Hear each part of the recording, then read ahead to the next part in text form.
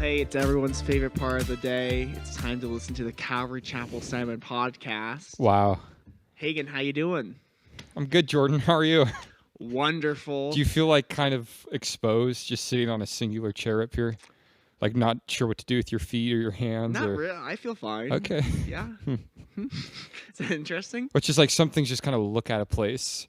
And it's just like this. Do just, I look at a well, place? it's like there are armrests or something. Oh, but, that'd be nice. Like a throne up here. yeah. You know, I always say that we should have like the elders of the church sit behind you while you teach. And have, like, On thrones. Yes. Yeah, that way people can watch them sleep. Yeah, that'd be really funny, honestly. That's what they do in those churches. Yeah. The old guys sleep behind Some them. people just always sleep during service. It's so funny. Or maybe they're not sleeping, they're just closing their eyes. Yeah, sometimes I'll just like really, Meditate. if I'm listening to someone, I'll kind of close my eyes for a while. But yeah, it's like if I was doing evening stuff and I was expected to sit down for an hour, I could fall asleep. Like, what do you mean by evening stuff? Like if I need to go to like an evening service, or like you want me to watch a somewhat boring video in the evening, like a movie. Like if I'm not doing something, I could fall asleep pretty easy. So my point is I don't blame them. Yeah. Yeah, I would only fall asleep in Bible college for that kind of stuff, which is like very impressive to me because I don't fall asleep very easily. Wow.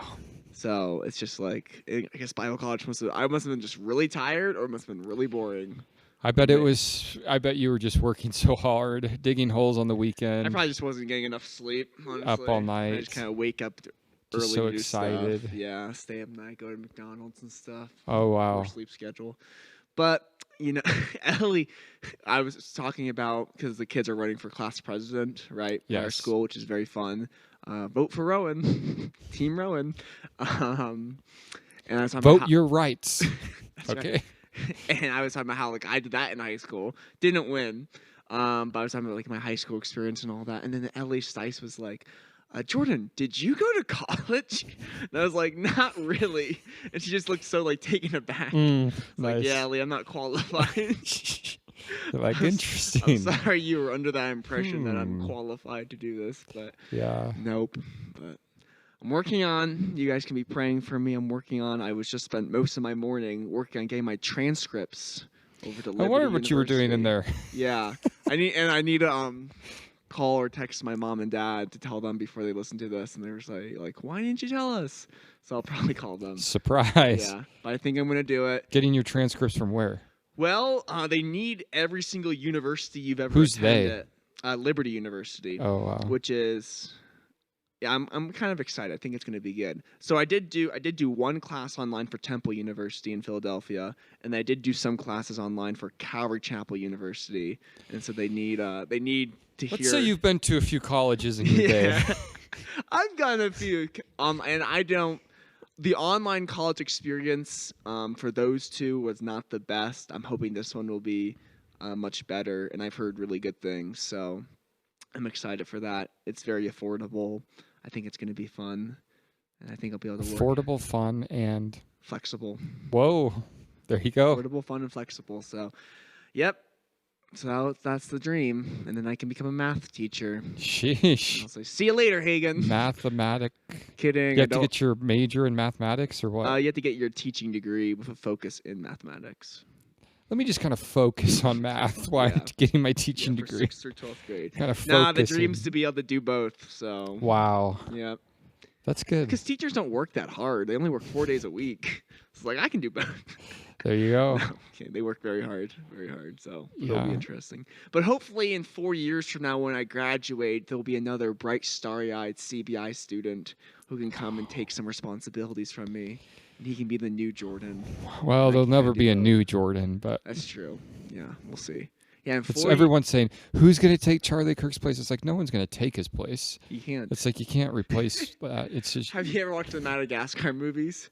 yeah, but it's been forever. I've only seen the first well, one. there's It's this been meme forever. where it's like Ben Shapiro, like an article where Ben Shapiro said like he's gonna pick up the bloody microphone and take Charlie Kirk's place, and then it's like in the Madagascar movie where like the king lion like dies and like his evil brother is like, oh no, he's dead. Who's gonna take his place? And it's so sad. And it's just like Ben Shapiro right now. Oh no, he's dead. Someone. Guess I'll have to step in. Yeah, it's like okay, Ben. Yeah. All right.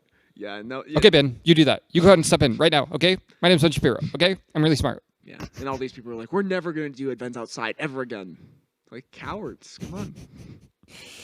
Yeah, But, I mean, and according to Glenn Beck, which he everyone talks like they're in the inner circle, Of right? course. But according to Glenn Beck, who talks like he's in the inner circle, UVU told Charlie Kirk's security, "Don't worry about it. We got it. We got the roofs. What about the roof? We got the roofs. We got the roofs. We got So- great securities." And apparently, that president of that university, which is a woman, which is not a. I'm just saying a fact.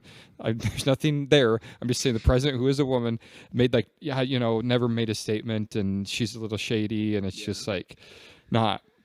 It's just Very weird. irresponsible, negligent. But some say you should be checking the tunnels, not the roofs. But that's a Candace Owen theory, Someone would say that. and she Yeah. is crazy. Oh my goodness. Yeah. But the good news is, if you talk bad enough about Candace Owens enough, she might call you out, and that might just be the thing this podcast needs. Really? It's You think we Candace should, Owens to start call us out. Doing episodes about why Candace Owens sucks. Why she's I think crazy. we got lots of material. She's It's just ever insane. since Ben Shapiro fired her, and then she had a baby, she's went really, really wild. Yeah. I I don't think kinda- Ben Shapiro's a saint. I agree. No, I've And I heard some think- negative things about that company, but I'm sure there's negative controlling stuff in that company. But it's like you still signed up for that. sure, And yeah. it's like what were you It's like if you're doing something different, then just do something different. yeah. Don't. But don't Be turn into weird like about the it. Zionists are controlling the world. Yes. Like I don't think Ben Shapiro is like some evil Yeah. Zionist mastermind. Yeah. Good. I think he's just a funny Jewish man who talks fast. Very smart. He's very smart. So Obviously, smart. super smart. So successful. I listened to the Frank Turek right before this podcast because I wanted to, before we talked about it, who spoke at the Charlie Kirk Memorial. And he talked about how the only thing Charlie Kirk succeeded in more than his intelligence was his humility. Wow. Because Frank Turk's great, by the way. I like Frank Turk. Yes. I like to listen. I've been following him for years. Really. Yeah. Yeah, I've read His book, I Don't Have Enough Faith to Be an Atheist, I bought.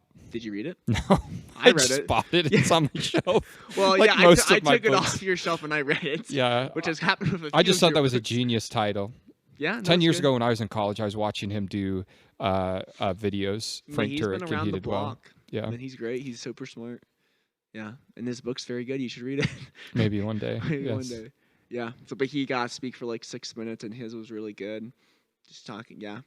Yeah, I was getting my notes in my Bible for the study tonight in Ecclesiastes because it's Wednesday right now. Mm. And we're doing 1 and 2. But while I was getting stuff written in my Bible, I started listening to the Charlie Kirk Memorial because I only seen some clips on Instagram. But I'm just 30 minutes into the pre-worship. So Yeah, you can't listen to all of it. It's I don't want to miss anything. 10 hours? 8.5. Yeah, that's crazy. Yeah. 8.5 hours. I mean, Brandon Lake. I would like to listen to Brandon Lake's worship set. I'm sure You that's pretty would. good. I do like Brandon. We're tight.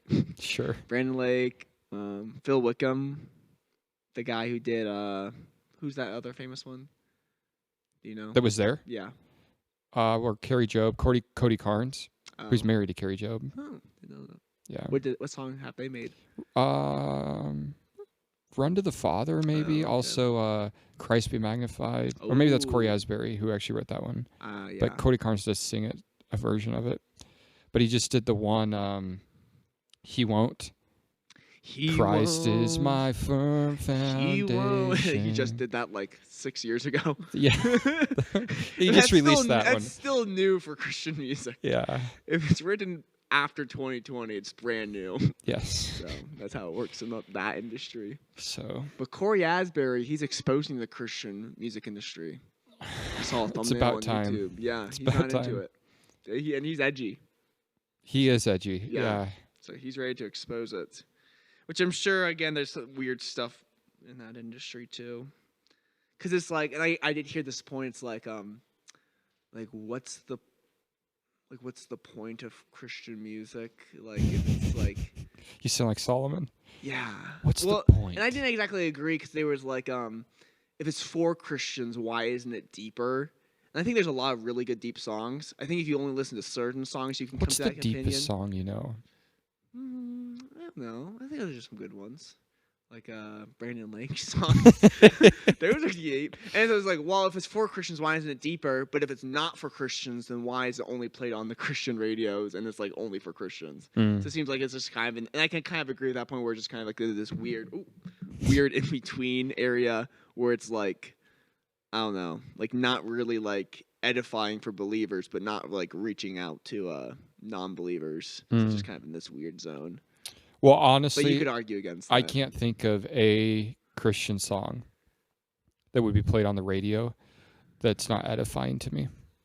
Well, that's good. Some of them I don't like. Yeah. But it's like, yeah. Yeah, and I think I don't agree with the stance that like they're all bad. Like no, they're good. And I think there's I think they're good. Yeah. I think they're good too. Yeah. I just heard. I'm just repeating what I heard. You're good at that. Yeah. Thanks. I just absorb information. Well, what are we looking at today, Hagen? Two parables. Is this going to be our last parables, or are there going to be? No. Are we going to jump around to some more? I mean, yeah, but it's the last one in Matthew 13, right? Yes. The last three. The parable of the hidden treasure. Are we going to go into like the parable of the pearl of great price? We're just going to do all the parables of Jesus in Matthew. Yeah. Oh, okay. Yeah, I have them all laid out in our Telegram channel. Yeah, I'll look into that. Yeah. I'll get right on that. Cool. Matthew chapter 13, starting verse 44, says again, the kingdom of heaven is like a treasure hidden in a field, which a man found and hid, and for joy over it goes and sells all that he has and buys the field. This parable, Jesus says, the kingdom of heaven is like a man. It's like a treasure hidden in a field. And a guy finds it. He's got to keep this safe. Got to go. He finds a treasure in a field. He got to remember where this treasure is, hides it, takes all of his possessions, sells what he has so that he can buy the field so that he can get the treasure he found. He needs to sell his possessions to get the field, not for the sake of the field, but for what the field possesses, before what is hidden in the field, but for the treasure that is found in the field. That's what he really wants. Yeah. Now, some people read this and they say, well, this parable that Jesus is teaching is about us needing to give up everything. We need to sell all that we have so that we can gain the treasure, which is Jesus. And although I do agree that Jesus is a treasure, I don't agree with that interpretation of this passage or this parable either, because you don't. You don't? You don't sell all that you have to gain Jesus, do you? Nope. It sounds good to sing that, but you actually don't. So I don't believe that that's what this is about. I think we get our characters mixed up in the interpretation of this one. Instead, what if the person who gives up everything is Jesus? And what if the thing that he wants to purchase, the field, is the world? And what if the treasure in that field, Jordan, is you? Wow. I think this is a good parable of the gospel of what Jesus did for us, not what we got to do for him. I like that. That he found us a treasure. And in order to gain us, he loved, John 3:16, the world. He purchased the field, the world, in order to gain us the treasure, and it cost him everything. Yeah, and that would make sense because the field is, I think, twice in the parable of the sower and then the parable of the wheats and tares. The field is the world. Verse 38 of chapter 13, the field is the world. So if we're going to be consistent, which would make sense, it doesn't make sense for Jesus to change it up all of a sudden. The field's the world, and we're the treasure in the world. I've heard that this could be speaking of, in a very similar way, Israel, like the nation of Israel. Whereas like they're God's chosen treasured people, he dies for everyone, and then he hides them. They're hidden until the last days when they're going to be revealed, kind of in the sense that like right now the children of Israel for the past 2,000 years, they've kind of been dispersed and not a nation and hidden. But then when Jesus returns, he's going to gather them together and reveal them as his chosen people. I think both work. I think that's a fine interpretation. Or do you not like that one? That's maybe a little too Jewish. Some would say, but which is kind of an interesting thing because it's like you. I guess we haven't really talked about this yet, but it's like you want to read these parables, and it's like it's the church, but it's also like when Jesus is saying this to his disciples, and then I think there's some like later on. It's like, would it make more sense for this to be like the kingdom of heaven, as in like God's plan with the Jews, or is this God's plan with us, or can it be both? Sure, and then there's a whole nother idea of, is there a difference between the kingdom of God and the kingdom of heaven? Yeah. And because why is there a distinction if there's not a distinction? Yeah. Is he just saying the same thing multiple ways, or when you look at the times where he talks about the kingdom of God versus the kingdom of heaven, is there actually maybe, could you categorize those things a little differently? Sure. So yeah, and who he's speaking to the nation of Israel. yeah, Like that's who he's speaking to. So unless he's speaking to them about something that they cannot understand until Pentecost, which he could be, but I don't know. I think it could make sense for like Israel, and it all kind of connects and ties together, so it's not like a deal breaker. But that's a good parable, Hagen. How about the next one? similar. The parable of the pearl of great price. Wow, sounds like a good book title. It would be a good title for a book. Book of Abraham, Book of Moses could be in there. Yeah, maybe. Verse 45, again, the kingdom of heaven is like a merchant seeking beautiful pearls, who, when he had found one pearl of great price, went and sold all that he had and bought it. Hagen, I think you're a pearl of great price. Wow. Thank you. No problem. Pearls are beautiful. Do you like them? Yeah. They're pretty. I think you have to be a certain age to wear pearls. Really? It seems like an older lady thing. Yeah, probably. Like if you saw a young lady wearing pearls. But they're just like a nice color. Like gold's just like a lot. I don't love gold. Yeah, but pearl's just like this nice circular. What color is a pearl? Turquoise? Yes. I'm so glad you said that. what they're like a pinkish. Sometimes. I think to you they might be turquoise. That's funny. Let me see. Let me look up turquoise so I know what I'm talking Turquoise about. is like a blue. Yeah, a bluish green. They can't be that. I don't know. I don't think that's a thing. Let me look it up. They're like a goldy pink. Like a goldy pink.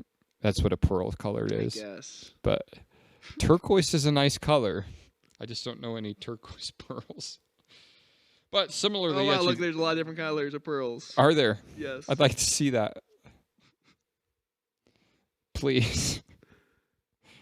There's a black range, a yellow range, and a white range. Okay, yeah, I guess pink. But that makes sense. Okay, I was wrong. White pink. What's turquoise then? That's like a bluish, yeah. Keep explaining. So the kingdom of heaven, similarly like an expensive treasure hidden in a field, he finds a pearl that's of a great price, and he similarly in this parable sells all that he has in order to obtain it. Again, I think it's just this idea of... I like turquoise, though. That's so beautiful. I think it's my favorite color. Really? Yeah, that's cool. I like that. Look at that. Oh, yeah. That's beautiful. Yeah, that's something. It's kind of an oceany, kind of fresh, kind of light color, kind of refreshing, which you'd imagine like fresh air to smell like. Yeah. Yeah. The turquoise is a nice color. Yeah. So, valuable thing that he gives up all in order to obtain it. Something of value that he gives up all in order to obtain it. So those two parables have virtually, I would argue, the same kind of heart behind them. Yep. He just kind of shares them. Next, the parable of the dragnet. Do you want to read that one? Again, the kingdom of heaven is like a dragnet that was cast into the sea and gathered some of every kind, which when it was full, they drew to shore. And they sat down and gathered the good into vessels, but threw the bad away. So it will be at the end of the age, the angels will come forth and separate the wicked from among the just, and cast them into the furnace of fire. There will be wailing and gnashing of teeth. Jesus said to them, we'll stop there. That's kind of the next section. The parable of the dragnet. Read the next two verses. Sorry. Jesus said to them, have you understood all these things? They said to him, yes, Lord. Is that funny? Yeah, because I picture they really maybe don't quite, and they're like, yeah, we get it. Okay. Maybe they're smart. Maybe they got it. And then he said to them, therefore every scribe instructed concerning the kingdom of heaven is like a householder who brings out of his treasure things new and old. Nice. Thanks. The kingdom of heaven's like a big old dragnet. You know, there's different ways to catch fish. There's more than one way to catch a fish. That's right, as some say. You could, cast kind of reel fishing. There's fly fishing. There's catching with a net. The idea of the drag net is you take this big net, you just throw it behind the boat, and you move it across the water, and whatever it catches, you got. Yep. And it could be turtles, it could be dolphins, it could be fish, it could be people, it could be iguanas, it could be all sorts of things that you catch up in that net. Maybe pearls. You could maybe find a pearl or two, yeah. Maybe some turquoise rocks. Maybe. All these things you're just kind of getting in the net, casting a broad, big, wide net, getting all this stuff. But as a fisherman, you don't want all this stuff. You only want certain things. So then you'd sort through, here's some trout, here's some tuna, but this is just kind of sea junk. We can just kind of get rid of it. So there's this big gathering of a lot of things, but then there's a division, a judgment, a dividing of the things that you're looking for, the things of value, and then the things that you don't want. So with that idea, Jesus gives this parable of the kingdom of heaven, big old dragnet. A lot, it can encompass, bring in, affect a lot of people, drug along by it. But the time will come at the end of the age when the angels, similar to the parable of the tares, the wheat and the tares, are going to look at what's been gathered in and divide it out and say, oh, this is actually legit, and this not so much. Yeah. Would we say that this is like? Would you say this is more like a literal event that's going to happen, or is this more just like a principle that there's going to be division? Like, would you look at saying that this is when it happens in the Bible or in the end times? Well, I mean, we know that. Well, I guess it depends on what era you want to apply it to. If you apply it to Matthew 25 and the judgment of the nations at the end, you could maybe see that literally here, which is where it fits best to me, maybe. Okay. Are you rubbing your lips on this? Yeah, well, it's like, but then like that wouldn't be like the church, right? That wouldn't be the church. No. So here's an interesting, actually, a great application of the treasure in the field is it's about you. But that's probably not the correct interpretation. As a matter of fact, probably, you're right, probably the correct interpretation of every single one of these kingdom parables, and I'm going to prove this later on, is it's not about us. It's about Israel. Oh, okay. I actually think that is the correct way to interpret all of this stuff in all these parables in Matthew 25. Sheesh. Well, there you go. But you take the interpretation, then you can apply it. Yeah. Oh, I am the treasure. Jesus did sell all. That's a great application. But actually what he's saying is, because if the kingdom of heaven is, you say the kingdom, the millennial kingdom, who the millennial kingdom is for is not really for us. We're already glorified. We might as well just spend forever with Jesus in heaven, but we're not. We're coming back to this earth for a reason. A reason is for him to build his kingdom here on this earth. Why? Because he's got these promises, these prophecies, this unfinished business with Israel, with the Jews, in which these kingdom parables would apply to. Sure. So, and there will be a division in Israel in the last days, where there will be the righteous and the unrighteous. Yeah. So there will be a dividing. Yeah. But there's a better word for that. But distinction. Sure. Sorting. Very good. Sorting hat from Harry Potter. What house would you be in, Hagen? I think you would be. Like Everyone wishes they were in Gryffindor. Gryffindor. Hogwarts, please. That's I would school. be in Gryffindor, though. You think? Yeah, I had the personality for it. What's that supposed to mean? Confident, bold. Some would suggest Slytherins in your eyes. Really? Yeah. I'm not clever enough for that. Yeah. You think? I'm not. You think Draco Malfoy is Slytherin? You could qualify for Slytherin. You're sneaky enough. Please. No, you're just like bold and. I'm just the hero of the story, so I must be in well, Gryffindor. You have to see yourself as the hero of the story to be in Gryffindor. Or you have to really not want Slytherin. Yeah, or you can choose. Which is really, nice. the hat just gives you whatever you want, to be honest. So not always. Yeah, I think you could be. You could be in Gryffindor, Hagen. You're pretty brave. Thank you, Jordan. Yeah, I think you just be Gryffindor or Slytherin. Good. Which one do you choose? Well, And there's more than 4 personality types. there's never been a bad wizard that hasn't come out of That's Slytherin. smart, nice, brave, evil. Which are you? It's like the 4 love languages. These are your options. Okay. Okay. Fit in the box. Well, then, yeah, Jesus says, have you understood all these things? And They go, yeah. And the we disciples get like, it. yeah. And then what does he say? He says, okay. Share it. Share it. You got to bring forth things out of your house, both old and new. Probably referring to the Old Testament and the New Testament. You understand God's word, okay? It's your responsibility now to share it. And don't just share the old stuff. Share the new stuff and the old stuff. Share it both. Yep. Don't just share the new either. No, yeah, the old Share stuff's them important. both So that's together. That's a good lesson right there.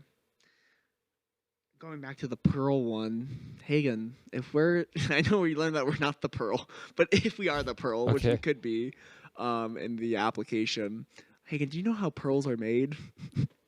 Yes, I do. Do you? I do. Tell us, though. A pearl begins, Jordan, as an irritant Mm.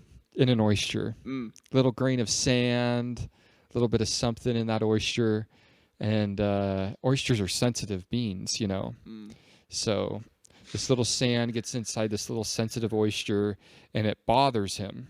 So he starts coating this irritant inside of him because it can't really spit real well. Oysters can't to like get it out. So they just start coating with this mucus, this little bit of sand or irritant inside of them, so that it's no longer annoying, but it's now nice and smooth. They coat it with this mucusy deal that they produce. And little by little, over time, this little irritant sand or whatever that was really hard and rough in them gets coated time and time again with this mucus that I guess dries and kind of cures and gets built upon, where it becomes a nice, hard, smooth turquoise ball Okay, sorry. that is of great value because they're rare and hard to find. Yeah. So Sometimes the people who are the biggest irritants, Jesus can turn into the best looking pearls.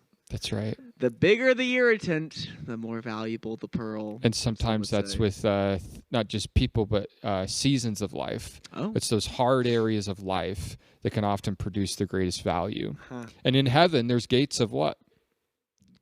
Gold. Pearly gates. Yeah, the pearly gates. Yeah, so some The 12 argue, tribes of Israel. some argue that those It's all about the Jews. are an eternal reminder to us of the way that in heaven all of those irritants are pearled up. Yes. So if something's bothering you, just keep sneezing on it long enough, and it'll turn into something nice. Mucusing all over. I've been mucusy recently. Yeah, Congested, some would say. that's the problem with school. Yeah, gets you a little whatever. Yeah. Yeah. I hope it's not my dog. I mean, I've had my dog for a while and I haven't been allergic. But now it's just like... ugh. I thought that actually at first when I got Trapper, because I got him similar time of year, around September. Yeah. So I think it's probably just this time of year. And like it's always in the morning. It's like I guess I wake up and that's when I'm the most mucusy. So... Yeah. And I'm sure the fur and hair doesn't help. Sure. Yeah. Yeah. So, yeah, I don't think I'm allergic to Strider. Good. Yeah. So Ecclesiastes tonight. Is That's it gonna be right. good? Some good stuff. Was it like meaningless, everything's meaningless? Vanity, all is yeah. vanity. Same thing. Yeah, different translation. Yeah. NSB. Yeah. Okay. So, yeah, that'll be good. But, yeah, you know, this Charlie Kirk Memorial was this last Sunday, and like I mentioned, I've only watched clips, but I want to watch the whole thing so that I can tell my grandkids I did, that I watched it all. And your grandkids will say, our grandpa did too. And I'll say, no, he didn't. He said he did not watch the pre-worship. I said he told me he didn't. He did not watch the pre. So anyway, that was a really interesting thing. If you think of like what other event in human history would you have and it's hard saying this, but I'll just say it, like some of the best worship leaders of our generation, which is true. Yeah. Phil Wickham, Chris Tomlin, Kerry Jobe, Cody Brandon Carnes, Lake. Brandon Lake. Yes, these guys in a venue with 100 100,000+ people, with millions of people watching online, with more people in the overflow, where you'd have like a concert like this, a worship session like this, along with some great spiritual people, Frank Turek, Rob McCoy, some of these people, Amen. along with Did you see literally an altar call? Yeah. Isn't that cool? Well, I haven't seen it yet because I'm still watching. I'm still in I the pre-worship, but yeah. Grandkids, if you're watching. And then along with that, literally some of the, not only the vice president, but the president of the United States, the vice president, and a huge chunk of his cabinet present, plus people like Elon Musk and Dana White. It's like, what other world would that all be taking place in one spot at once? There's no other. I couldn't think of one. Yeah. It's like insane. It's crazy. And that all of these people gathered together and either got to worship Jesus in such a unique way, or were exposed to the worship of Jesus. I'm thinking of people like Elon Musk, who probably, I don't think he goes to church. He's a busy guy. I don't think he's a church kind of a guy. Yeah. But that was church that he attended. Yeah. And 8-hour-long church. Yeah, I trust that is doing something in his head and in his heart. Yeah. Whether if it's him rejecting what he saw or responding to what he saw, it's doing something, and that's cool to see. Yep. I think it was J.D. Vance who said, I've talked more about Jesus in the past 2 weeks publicly than I have in my whole career. And it's like, wow, that's really cool. Yeah. So things are happening. Yeah. Stuff is taking place, and it was cool to just kind of watch people's response to that. So yeah. I was on the phone yesterday with a lady who was at the vigil that you went to, who started the Turning Point chapter here. They're having a meeting on Thursday, which I can't go to. Night. Yeah, and I guess if you're listening to this, it's too late. But they're hopefully going to have another one, and you can join the Facebook group. And I think it's going to be interesting. And she talked about how the goal is, and she's talked to the school, or she's trying to talk to the school, to have on October 14th, which is Charlie Kirk's birthday. Wow. To have something at our school, and to have someone from Turning Point come and speak at it, and have it like after school in the gymnasium, and have it kind of be like we're starting this club, we're doing this thing at the school. Yeah. Yeah, and it's like, hey, if you can pull that off, that'd be awesome. Yeah, I was talking to someone about this. They weren't one person I was talking to. Their hesitation about Turning Point is that their interpretation is that it almost is like kind of breeding Christian nationalism, and I kind of understand that, but that's actually not it. Like what they're doing is different than Christian nationalism, but here's what I do like about Turning Point, I think. And I observed this from watching the Charlie Kirk Memorial, which I haven't actually seen, but I'm in the pre-worship, but I've seen clips on Instagram. And that is this. In all of that, nothing to me at all felt religious. None of it. There's nothing that felt churchy, although Jesus is glorified, truth is being taught, but because the way it's just designed is such a different way, it's just not churchy, I don't think. It's not religious, and I really like that. Yeah, and I think we have some momentum. We have people who are excited and want to be involved, and it's like this is how you make a lasting change. Is you're a part of this, and people aren't going to like it. People are going to push back, and people don't like Charlie Kirk, and there's going to be plenty of them in the community. But I think it's a great way, and like you said, it's not. There's Jesus, but it's not churchy. It doesn't immediately scream we're a Christian organization. It's just we're a truth organization. And at some point, the truth leads back to Jesus because he is the truth. So, I think it's a really good opportunity to get a foothold in the public school that can actually have an influence on all the kids there. Yeah. And actually be an impact there. And then it pushes out. Yeah. Like these kids through Turning Point are getting trained. And still, I really don't know what the curriculum is of it, honestly. Yeah, and she was talking about how it's like we have to get the adults first. We have to get parents first, and then we go with the kids, which makes sense. So that's kind of why they're doing like this meeting first, and they're kind of building up to the school, which makes sense. Yeah. Like get adult support, get parent support.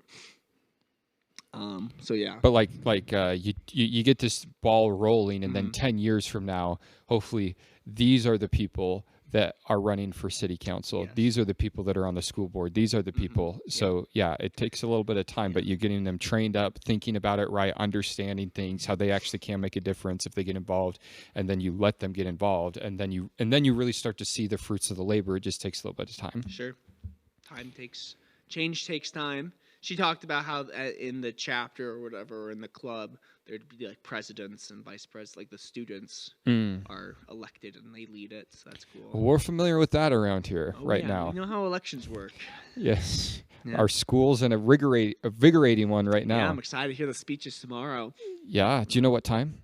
I'm assuming where my skit class time is, because that's not going on. They So- canceled your skit class? Yeah, they canceled my skit class. That's Yeah, I want to watch. Yeah, I told them. I tried to tell them. We'll see if anyone listens. I said, you just have to sell vision. You just have to sell the dream. I said, here's what you do. You need to identify a problem, and you need to tell your students, your peers, your voters, that you are the answer. I said, it doesn't matter if it's true or not. I said, just create a problem and say you're the answer and that you're going to fix it. So we'll see if anyone takes that advice. Wow. And you have to do it passionately.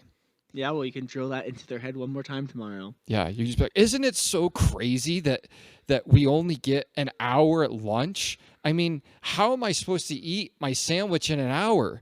If you vote for me, I'll talk to Tim and see if we can get 10 more minutes of school lunch. Who's with me? Yeah. And then you need to create some sort of division. And there's people at this school, those in charge now, that don't think that we're worthy of more time for lunch. What are they thinking? You're right. I mean, it's really easy to control people. Yes. Motivation. That's good. Wow, Hagen, that sounds like you should run for office. I actually have an interesting story to tell you about that I don't think I'm ready to tell over the air, but but I'll tell you as soon as we get off, and I'll tell the story one day. Okay. But I'm not running, but I had this like epiphany Hagen's the other running night. for mayor. Yeah. Oh wow, you had an epiphany. Yeah. Well, you know what? Share. Let me say it. Yeah, say it. So I went to two two of these Charlie Kirk vigils, right? Okay. I went on the Saturday night and the Sunday night, and I just rolled up to both of them. I wasn't planning on going, and this will sound profound. I saw something Saturday night, and then I sensed something Sunday night. What I saw and sensed was this: these people that are gathered there, although they do not, some of them have no desire of coming to Calvary Chapel Salmon, and I'm fine with that for whatever reason. Some of them are going to other churches. Some of them have been here and done that, and they've moved on, whatever the case might be. But as I'm witnessing and I'm seeing that there's this desire in people to want to do something, and yet there's really no communication. There was no plan. There was no planning, and there was no leader, and yet they want someone to say something. So they ask me when I'm there to say something. And what I saw and sensed, Saturday saw, Sunday sensed, and the vibes were very different between the two, but both were good, was I just sensed this idea of, Hagen, I've called you to be the pastor of Calvary Chapel Salmon. But this is where this almost sounds arrogant, but just bear with me. You could be the pastor of Salmon if you continue to get involved in these things and just show up. Meaning, what's more valuable, being the mayor or being the pastor of the town? You understand my heart? I understand. Like literally there, people are looking for someone. And then when someone whoever that is in their mind shows up, they see it and they go, I'm not good at praying. I'm not really good at saying anything. Here, you do it. There's this idea of we need someone to say what we're praying and thinking, but we don't feel qualified. So there's this like pass off of, could you do it? Sure. And it's just like, sure. Yeah. So my point in all of that is, to what I received is, if you really want to be involved politically, kind of locally, instead of trying to figure out what office to run for, show up to these meetings and don't be the politician, just be the pastor. and not showing up like, well, the pastor's here now. Literally just showing up. And what I got from the Lord is, I'll just say what I got. And it was, if you keep showing up to these things, I will keep opening up doors for me to speak through you. Sheesh. There you go. That's what I got. Yeah. So, just waiting for your next opportunity. the next thing for me to go to. Yeah. Yeah. The next visual. Yeah. Yeah. Or yeah. I mean, whatever the next thing is, and to just and sometimes maybe there isn't anything. Sometimes you just sit in the back and you're there and you observe and you see and you interact very quietly with people, but sometimes there's something and people go, whew, and you get just a little bit of a platform to be able to do something. So, I don't know. That's what The pastor of Salmon, Idaho. I like it. That's very good, Hagen. I think I need to update my I want to Instagram. be the youth pastor of Salmon, Yeah, Idaho. not of a church, of a city. Yes, So, a metropolis area. but because literally, as I'm watching these people, and some of these people I know, and some of them I don't. What the verse that I heard as I'm watching these people wanting to do something, wanting to say something, wanting this to be something, but no one's quite sure what it is just like they're like sheep without a shepherd. Like the heart is there, the passion is there, the desire is there, but they just need a little bit of leadership. They just need a little bit of someone who's not afraid to say, let's do this, or let's pray this, or this was a good thing, or I don't know. Those were just my thoughts. Yeah, it's interesting how people just kind of need leadership, but at the same time they don't want it sometimes. Yeah, and then there's a whole nother people that I was listening to Joe Rogan this morning when I was working out. He said he was talking to some guy, which I don't even know, but how on the other end of things, there's people who are just always looking for a leader. And he equated it back to, like tribal times, like there was always a leader, and like there's a certain demographic of people, because they were actually talking about Charles Manson. There's a certain demographic of people who they just need someone to tell them what to do. They don't care who it is. They're looking for someone to tell them what to do. And that's good and bad, depending on who's telling you what to do. So for sure. Yeah. And actually, I have one more thing. Are you ready? That I observed this week. Yes. And it kind of ties in with that. At one of these vigils, and it's I understand the heart, and it's cool, but they were giving out these free bumper stickers called WWCKD. Yeah. What would Charlie Kirk do?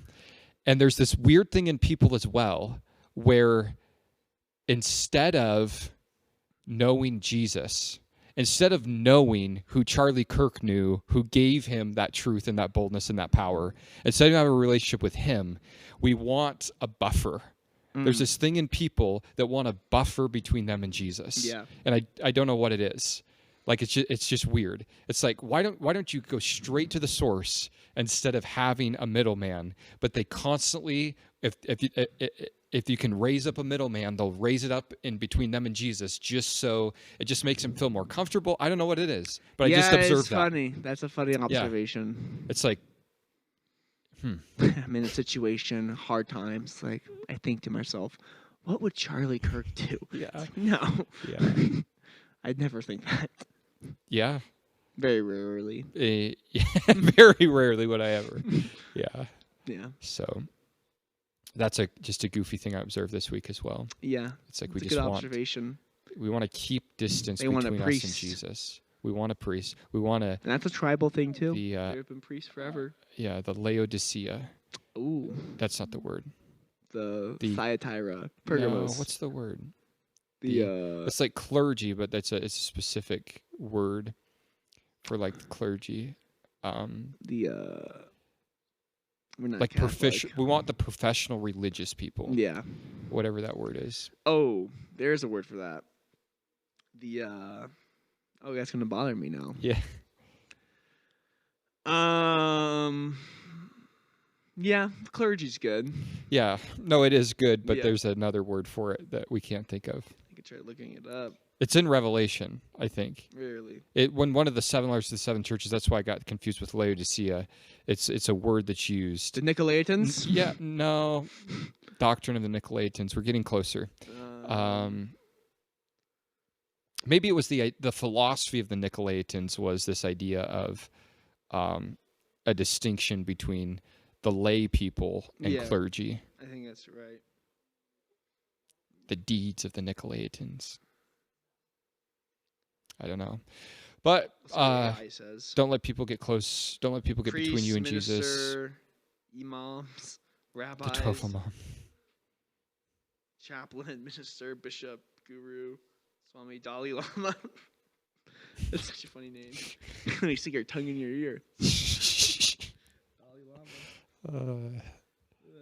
Yeah. Yeah, I think the word you're thinking is just clergy.